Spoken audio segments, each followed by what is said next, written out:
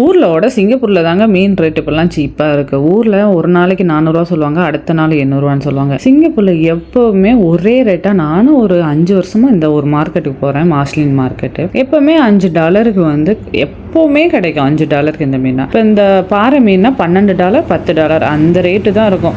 ஊர்ல மாத்திரம் ஏன் கரெக்டா ஒரு ரேட்டு வைக்க மாட்டேங்கிறாங்கன்னே தெரியல.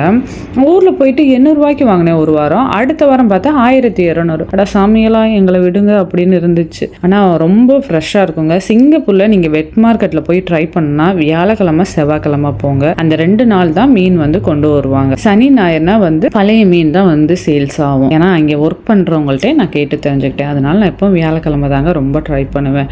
அதே மாதிரி கனவா ரொம்ப ஃப்ரெஷ்ஷாக இருந்துச்சு. எனக்கு ரொம்ப பிடிக்கும் கனவா, நல்லா இருந்துச்சு.